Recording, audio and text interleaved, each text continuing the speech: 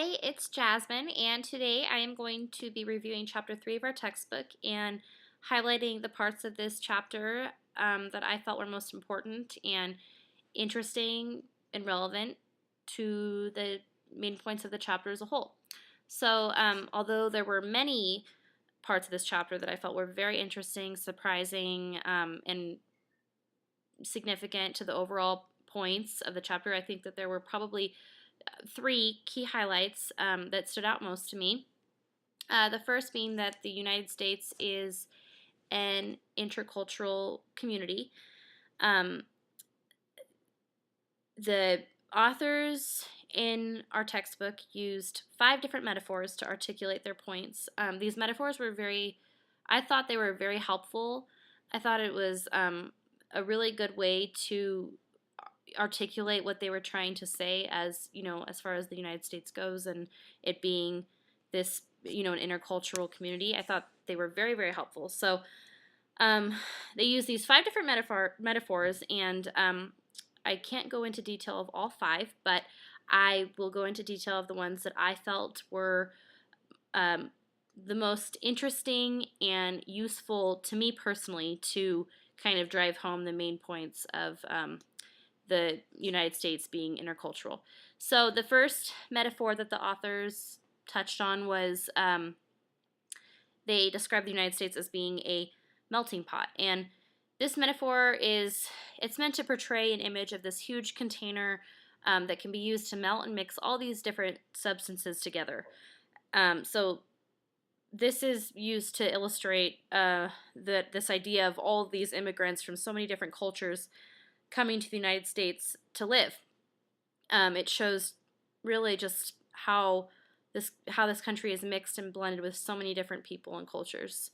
I thought, that's a very old metaphor, and I've heard it many times, but again, having it used in this context really helped me understand their point. Another important highlight another metaphor mentioned was the rainbow metaphor, and this is my personal favorite. I thought this was a very creative way of describing how the United States is intercultural. So more or less, every shade of the rainbow is meant to represent a different culture. Since these cultures are able to live together amicably as one, they form this attractive pattern similar to a rainbow. So I really liked that metaphor. Another important highlight of the chapter that was discussed was intercultural communication competence. There were 3 different aspects of intercultural competence that were mentioned.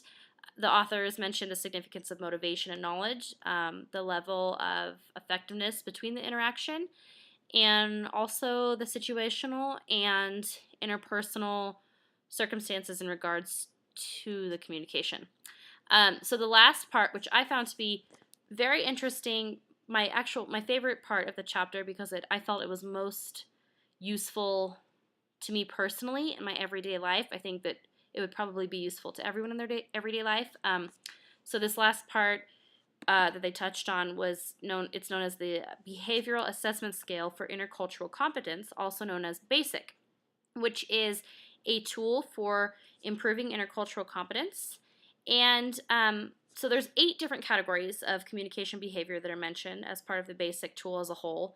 And I won't go into detail of all 8 of them, but I do want to mention a few that I personally found to be the most important and interesting, and things that I feel that I could use on an everyday, as part of my everyday life, to improve my intercultural relationships with other people.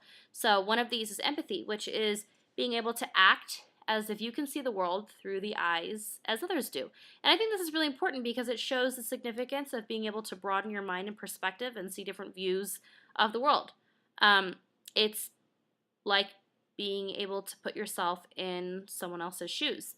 And I think that's really important as far as being accepting of other cultures and developing intercultural relationships with other people. So another one discussed was tolerance for ambiguity, which is the ability to react to new and different situations without showing any visible discomfort if you are, in fact, uncomfortable in that situation. And I think this is particularly important because we should all be able to attempt to put ourselves in new situations and that aren't always in our comfort zone and kind of, step outside of the box. This is the way that we can form new relationships and have an understanding for different cultures. And without being able to do this, there's really no way that we would have the ability to appreciate or understand a culture that is different from our own. So I think those were very, very important. And, I thought this entire chapter was really interesting, and I learned a lot from this chapter. I think that the basic model was the most engaging for me, and it probably taught me the most in this chapter. I think it's the most useful for everyday life. I think it's a great guideline to follow to continue to improve interpersonal relationships as well as develop new intercultural relationships. I think it's a great model. So overall, I think those are the main points that I wanted to touch on, and I hope you all enjoyed it. Thank you for listening. Bye.